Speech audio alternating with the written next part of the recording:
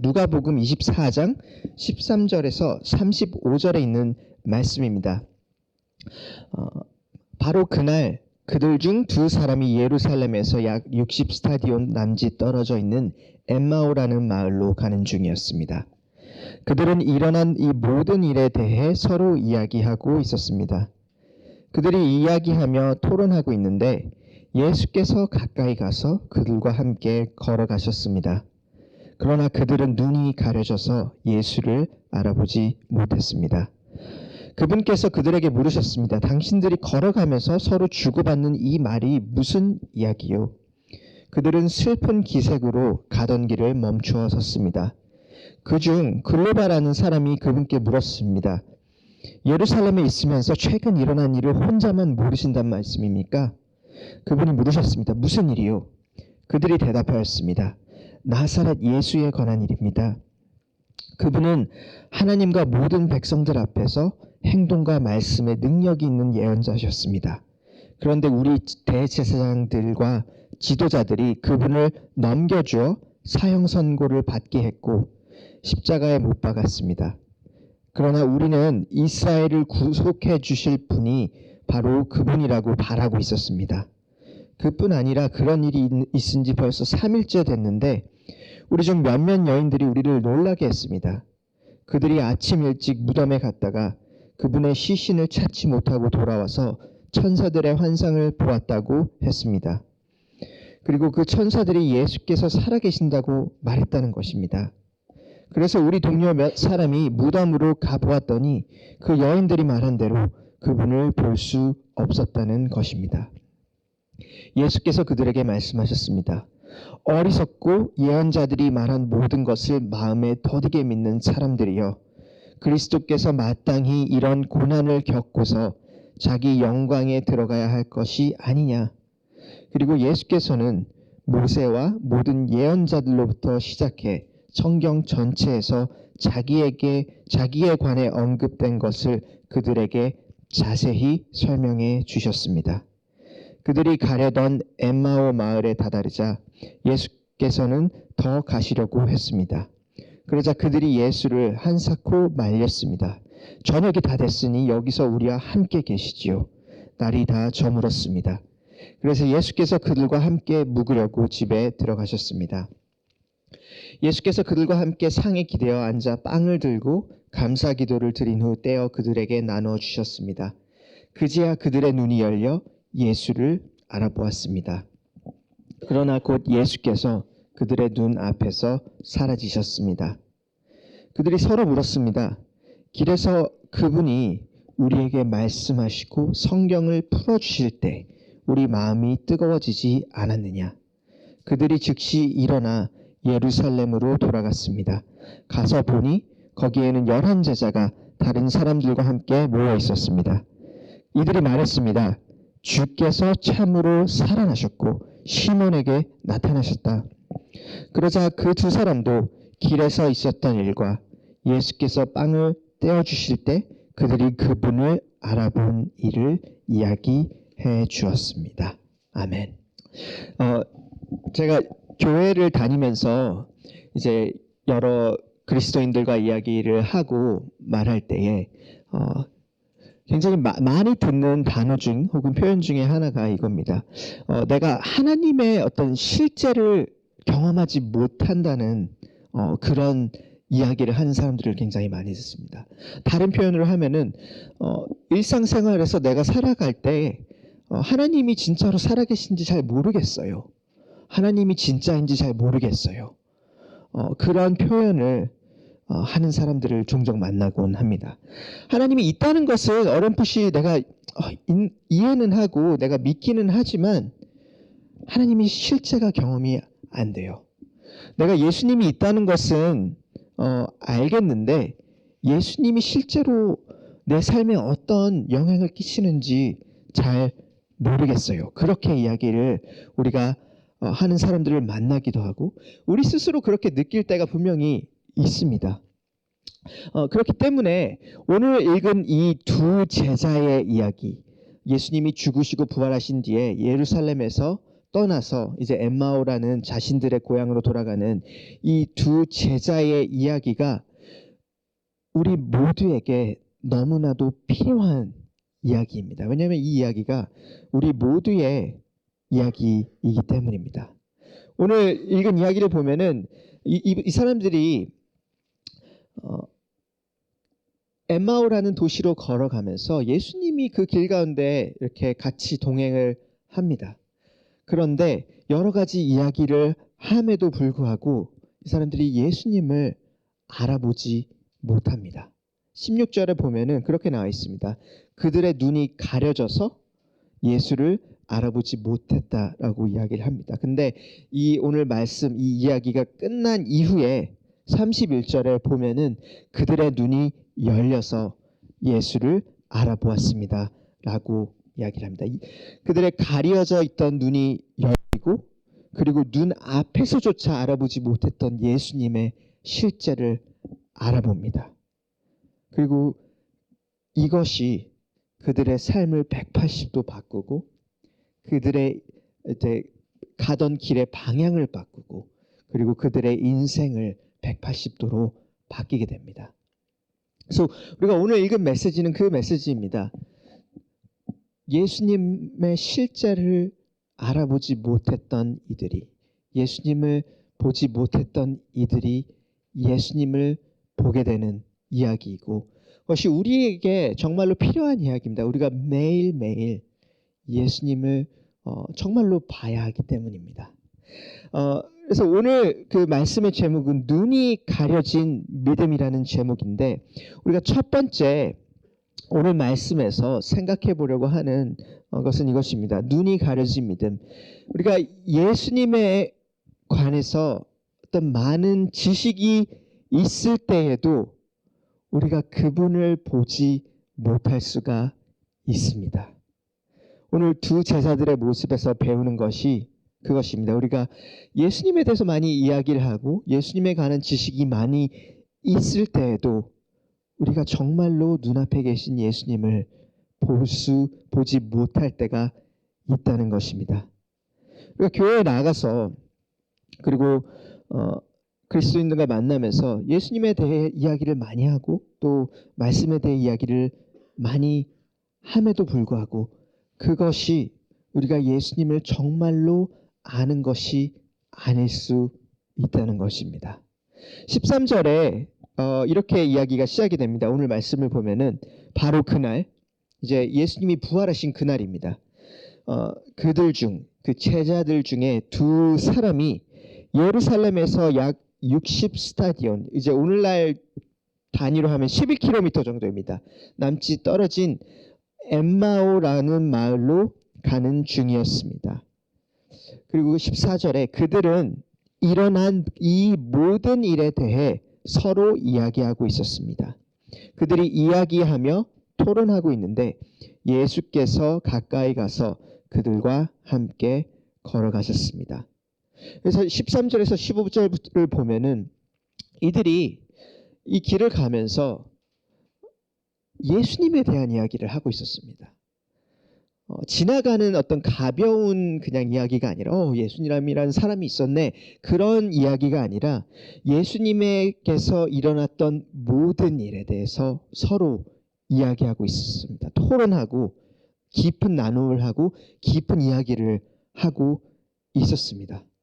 하지만 정작 이들이 그런 예수님에 대한 이야기를 정말로 깊이 토론하고 이야기하는 그 와중에 정작 예수님이 그들과 함께 그들에게 왔을 때에 그리고 그들에게 함께 다가와서 함께 걸으실 때에 이 두 사람이 예수님을 알아보지 못합니다. 16절에 그렇게 나와 있습니다. 그러나 그들은 눈이 가려져서 예수를 알아보지 못했습니다. 그리고 우리가 19절부터 조금 더 읽기 시작하면 우리가 이 장면을 조금 더 이해할 수 있는 것 같습니다. 19절에 예수님이 그렇게 물어보십니다. 무슨 일에 대해서 이야기를 하고 있냐고. 그리고 그들이 대답합니다. 나사렛 예수에 관한 일 말입니다. 제가 24절까지 쭉 읽도록 하겠습니다. 그분은 하나님과 모든 백성들 앞에서 행동과 말씀의 능력이 있는 예언자였습니다. 그런데 우리 대제사장들과 지도자들이 그분을 넘겨주어 사형 선고를 받게 했고 십자가에 못 박았습니다. 그러나 우리는 이스라엘을 구속해 주실 분이 바로 그분이라고 바라고 있었습니다. 그뿐 아니라 그런 일이 있은 지 벌써 3일이 됐는데 우리 중 어떤 여인들이 우리를 놀라게 했습니다. 그들이 아침 일찍 무덤에 갔다가 그분의 시신을 찾지 못하고 돌아와서 천사들의 환상을 보았다고 했습니다. 그리고 그 천사들이 예수께서 살아계신다고 말했다는 것입니다. 그래서 우리 동료 몇 사람이 무덤으로 가 보았더니 그 여인들이 말한 대로 그분을 볼 수 없었다는 것입니다. 여러분, 여기서 굉장히 큰 아이러니들을 많이 봅니다. 우리가 아는 것은 이 두 사람이 예수님을 정말로 가까이에서 보고 예수님께 정말로 감탄하고 어떤 깊은 영감을 받았던 사람들이라는 것입니다. 예수님의 특별함을 보았던 사람들입니다. 이 고백을 보면은 우리는 그분이 예수님이 하나님과 모든 백성들 앞에서 어떤 행동과 그리고 그분이 하는 말에서 굉장한 능력이 있는 진짜 예언자였던 것을 우리가 보았다고, 우리가 그런 고백을 가지고 있던 사람들입니다. 예수님의 어떤 특별함을 보았던 사람들입니다. 그리고 두 번째로는 예수님께 어떤 종류의 소망과 기대를 가지고 있던 사람들입니다. 나중에 좀 더 보겠지만 21절에 이 사람들이 바라던 소망에 대해서 이야기를 하고 있습니다. 예수님이 우리에게 어떤 이런 일을, 이스라엘을 구원해 줄 그런 사람이라는 것을 이 사람들이 소망하고 기대를 가지고 있었던 사람들입니다. 그리고 심지어 세 번째, 여러분, 예수님의 무덤이 비었다라는 소식을 듣고 그리고 그 무덤에 가서 우리 몇몇 중에 갔더니 정말로 무덤이 비어 있었구나. 그리고 천사들이 예수님이 다시 살아났다라는 그런 이야기를 했다라는 것을 이미 들었던 사람들입니다. 예수님의 어떤 부활과 그 예수님께서 부활하셨다라는 메시지를 이미 머리로는 그리고 귀로는 이미 들었던 사람들입니다. 그럼에도 불구하고 아이러니는 정말로 어떻게 보면 예수님 정말 가까이 있었던 사람들인데 이 엠마오로 돌아가는 이 길에서 이분들이, 이 제자들이 예수님이 함께 동행하실 때 그 부활하셨던 예수님을 알아보지 못하는 것입니다. 여러분, 이 제자들의 모습에서 우리가 정말로 배워야 할 것 중에 한 가지는 그건 것 같습니다. 우리가 기독교 교리의 메시지를 정말로 잘 알고 그리고 교회에 정말로 오래 다니고 혹은 어떤 성경을 뭔가 이야기를 들으면 대충 어떤 이야기인지 알아요. 성경에 이런 부분에 이런 이야기들이 있고 저런 부분에 저런 이야기가 있지. 성경에 대한 어떤 그런 일반적인 지식이 많이 있을 때에도 우리가 예수님을 놓칠 수 있다라는 것, 우리가 예수님 없는 신앙생활을 충분히 할 수 있다는 것, 예수님을 보지 못할 수 있다라는 것, 우리가 그것을 우리가 오늘 여기서 배우는 것 같습니다. 그리고 저도 마찬가지입니다. 우리가 매일매일 우리 하루하루를 살아갈 때에 예수님 없이, 그리스도인이지만 예수님 없이 예수님을 알아보지 못하고 하루를 살아갈 때가 너무나도 많이 있습니다.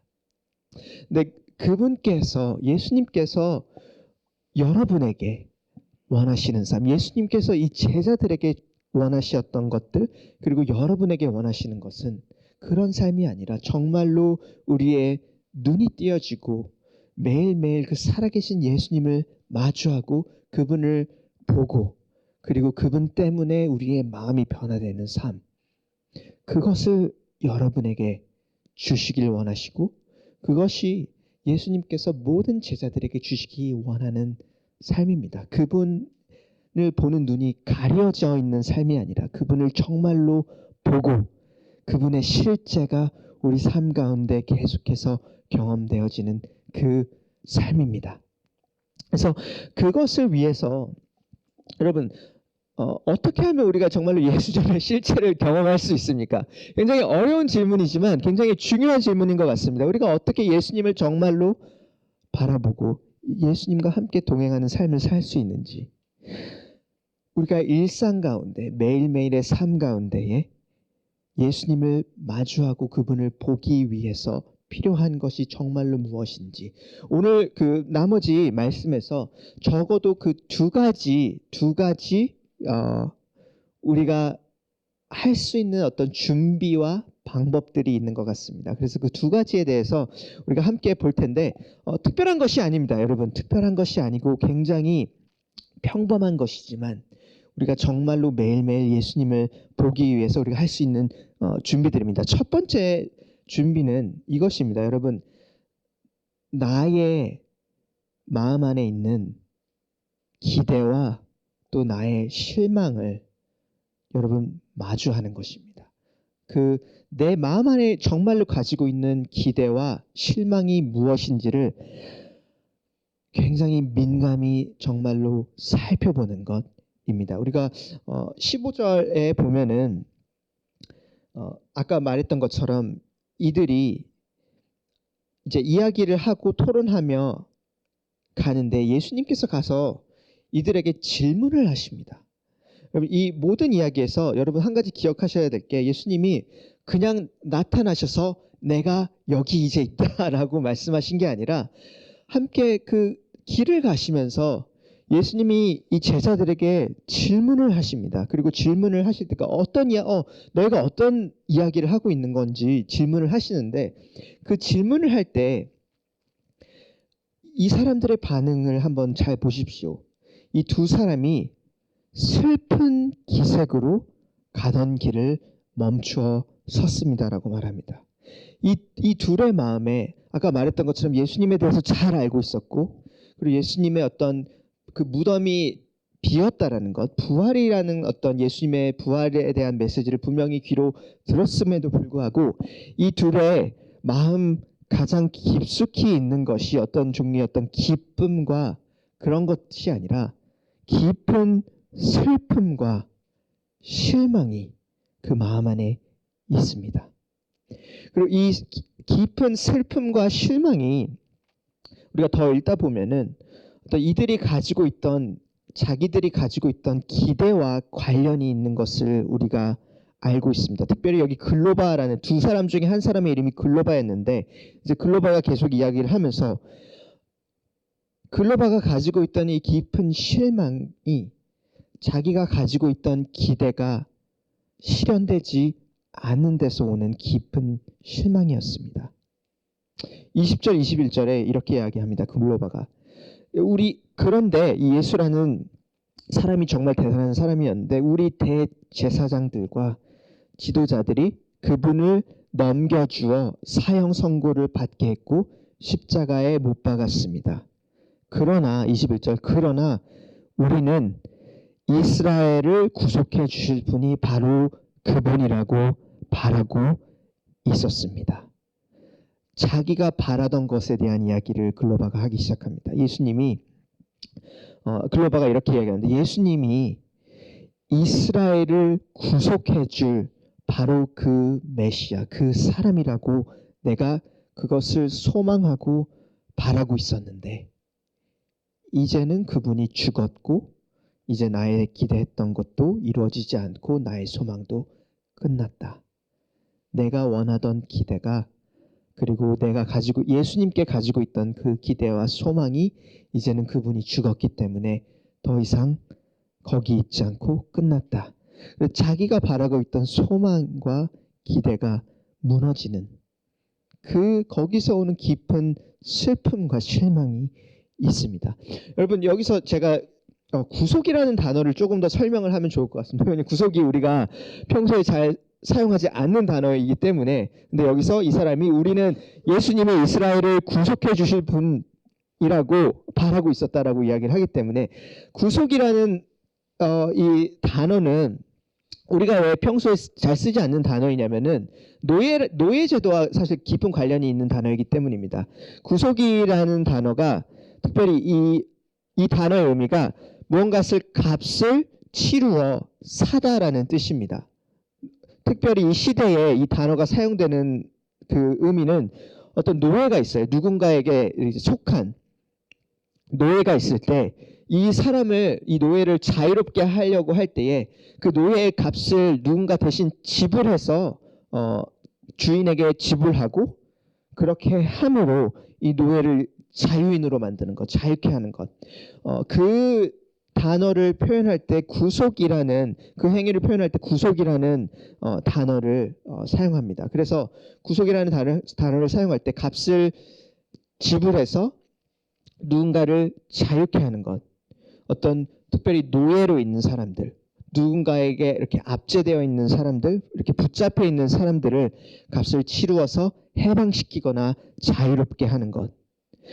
그것이 구속이라는 단어가 가지고 있는 의미인데, 그래서 21절에 예수님이 글로바가 예수님이 이스라엘을 구속해 주실 분이라고 바라고 있었다라고 말할 때, 글로바가 정말로 의미했던 거는 그때 당시에 이스라엘이라는 나라가 이제 로마라는 그 제국의 어떤 식민지였기 때문에 이 표현에서 글로바가 말했던 거는 예수님이 정말로 이 로마라는 제국에서 이 이스라엘이라는 나라, 내가 속한 이 나라와 이 민족을 어떤 값을 치른지는 모르겠지만 이 나라를 정말로 자유롭게 할 수 있었다라는 것을 있기를 원한다는 것을 기대하고 소망했던 것입니다. 그래서 글로바가 원했던 것은, 그리고 그 당시에 예수님을 어떻게 보면은 지지하고 따랐던 많은 사람들이 원했던 것이 어떤 그런 정치적인 것인지 방법이든지 아니면 군사적인 방법이든지 아니면 정말 배워야 할 방법인 것 같습니다. 예수님을 만나는 것, 말씀을 통해서 만나는 것.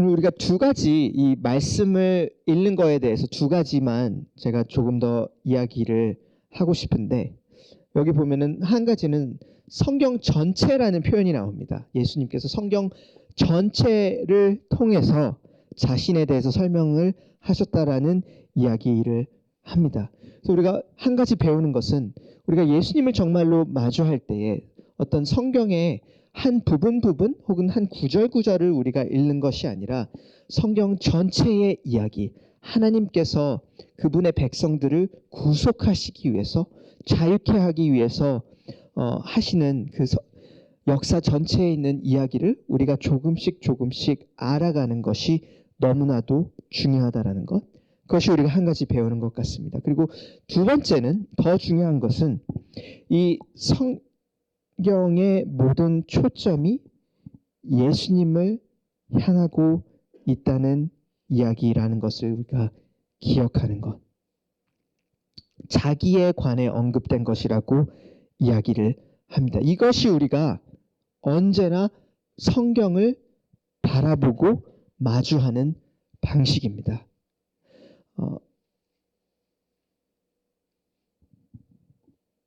우리가 보통 성경을 많이 읽으면 좋다라는 이야기를 합니다. 하지만 우리가 오늘 이야기에서 정말로 그것을 우리에게 적용을 해볼 때에 예수님께서 그 설명해 주셨다라는 표현을 하는데, 다른 번역에서는, 영어 번역에서는 보면은 이것을 해석해 주셨다라는 표현을 사용합니다. 성경을 어떤 방향으로, 어떤 방식으로 해석해 주셨다라는 표현을 사용합니다. 그래서 우리가 성경을 마주할 때, 성경을 읽을 때에 우리는 그냥 읽지 않습니다. 우리가 성경을 그냥 마주하고 그냥 읽는 것이 아니라 언제나 그 성경의 메시지가 정말로 어떻게 우리에게 예수님에 관해서, 예수님에 대해서 알게 해주는지를 언제나 우리 염두에 두고 우리가 그 관점으로 언제나 이 말씀을 바라봅니다. 그리고 그때에 우리가 그렇게 말씀을 우리가 읽고 바라볼 때에 우리가 정말로 우리의 가려진 눈이 뜨여지고 살아계신 예수님을 우리가 그 안에서 발견하는 것입니다. 성경을 읽을 때 어떤 나에게 감동을 주는 메시지 혹은 나에게 영감이 드는 메시지를 찾지 마시기를 격려합니다, 여러분. 그러나 정말로 예수님이 어떤 분이신지, 예수님이 누구신지를 계속해서 질문해보고 물어보고 그것을 찾으려고 할 때에 여러분, 그것이 정말로 여러분의 마음을 변화시킬 것입니다. 한 가지 예를 들어보고 마치려고 합니다. 이런 예가 있습니다. 사무엘상을 보면은 굉장히 유명한 다윗이라는 인물이 나옵니다. 다윗이라는 정말 믿음의 영웅의 이야기가 나오고, 그 가장 유명한 이야기 장면 중에 하나가 다윗이 그 어릴 때에 작은 다윗이 그 2, 3m가 넘는 거인 골리앗을 물맷돌을 던져서 물리치는 장면이 나옵니다. 너무나도 유명한 이야기라서 사실 이 다윗과 골리앗의 모티브는 기독교인이 아닌 사람들도 굉장히 많이 들어본 모티브 중에 하나입니다. 다른 모든 사람들이 이 거인 골리앗을 두려워하고 떨 때에 다윗이 하나님을 정말로 믿고 신뢰함으로 나아가서 그 용기를 가지고 이 거인 골리앗을 무너뜨립니다. 이제 만약에 우리가 그 이야기를 읽으면서 단순히 와우, 이 믿음의 영웅인 다윗을 보자, 엄청나다. 그리고 우리도 다윗처럼 믿음의 영웅이 되자. 우리도 다윗처럼 우리의 하나님을 믿고 그 물맷돌을 가지고 이 세상의 거인 골리앗을 우리가 쓰러뜨리자 라고 우리가 그 성경을 읽게 된다면은, 그리고 우리가 거기에서 그냥 그친다라고 한다면은 우리는 굉장히 큰 문제에 봉착하게 될 것입니다. 왜냐하면 하나는 시간이 지나서 그 이야기를 계속 읽다 보면은 이 다윗도 엄청난 큰 범죄를 저지르기 때문입니다. 믿음의 영웅이었던 다윗도 불륜을 저지르고, 불륜 때문에 그 남편을 막 죽이고 엄청난 큰 범죄를 저지르는 것, 그 믿음의 영웅도 무너지는 것을 우리가 발견하게 됩니다. 그래서 단순히 우리가 다윗처럼 되자라고 하게 된다면 굉장히 큰 문제에 봉착하게 됩니다.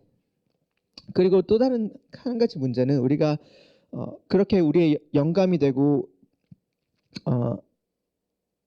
우리가 다윗처럼 되자라는 메시지로 성경을 읽을 때에 우리가 세상의 그런 거인들을 쓰러뜨리지 못할 때 스스로를 굉장히 자책하고 비난하기 시작합니다. 너를 봐. 너는 다윗처럼 이렇게 하나님께 대해서 믿음을 가지고 이 세상의 거인들을 쓰러뜨려야 하는데 너는 오늘도 그렇게 못하고 너는 오늘도 또 실패했네.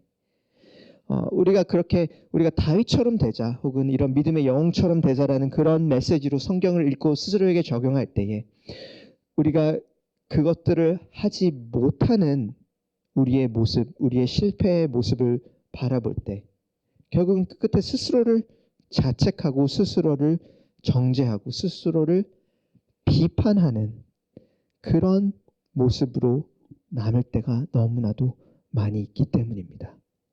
그래서 어떤 메시지를 읽든지 우리가 성경을 볼 때 항상 그 안에서 우리를 구속하시는 그 예수님의 사역, 그리고 우리를 구원하시고 우리의 죄를 위해서, 우리의 실패를 위해서 죽으신 그 예수님의 모습과 예수님의 메시지를 발견해야만 우리가 하루하루 다시금 그분을 의지하고 또 그분을 닮아갈 수 있는 힘을 얻을 수 있는 것이기 때문입니다.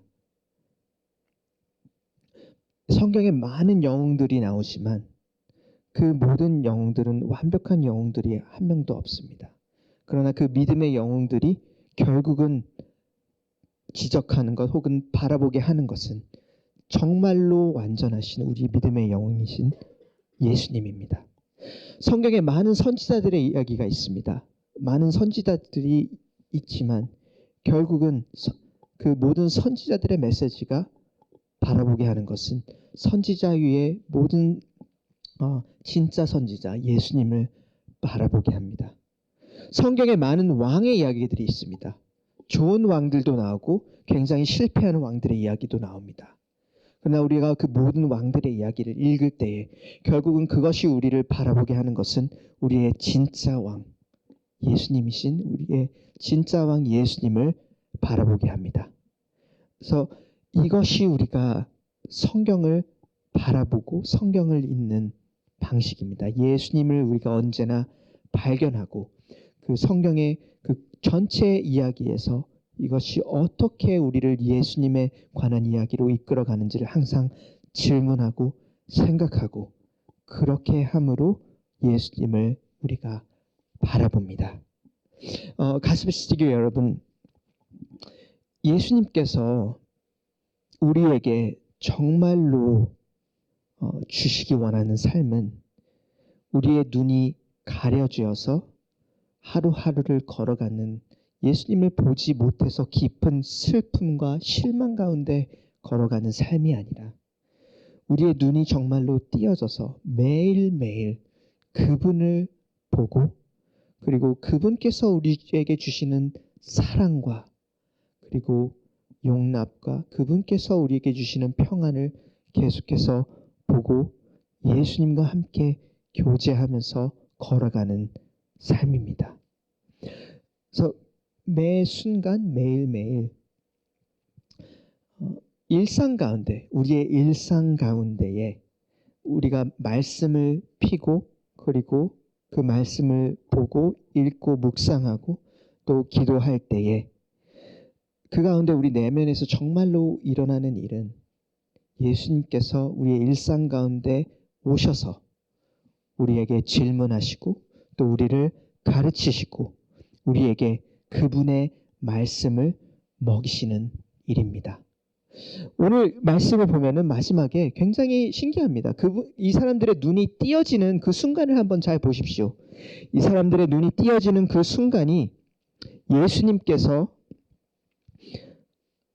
함께 이들과 밥을 먹으면서 예수님께서 빵을 떼고 그 감사 기도를 드린 이후에 예수님께서 이 빵을 그 제자들에게 주셨을 때에 그때에 이들의 눈이 띄어져서 예수님을 알아보게 됩니다. 여러분 우리가 항상 말씀 가운데 나아갈 때 그것이 우리에게 일어나는 일입니다. 그분께서 그 빵을 떼어서 그 말씀을 떼어서 우리에게 먹이십니다. 그리고 우리가 그것을 먹을 때에 정말로 살아계신 예수님을 우리가 다시 보게 되고 그분을 알아보게 되는 것입니다. 그래서 여러분 가장 평범해 보이는 그 매일매일 일상 가운데에 그 빵, 영적인 양식인 말씀을 여러분이 계속해서 먹기를 격려드립니다. 그리고 우리가 그것을 먹을 때에 우리를 위해서 우리를 사랑하셔서 우리를 위해서 죽으시고 우리를 위해서 부활하신 그 예수님을 우리가 계속해서 마주하고 그분과 함께 걸어갈 것입니다. 우리 이 시간 기도로 시간을 마무리하도록 하겠습니다.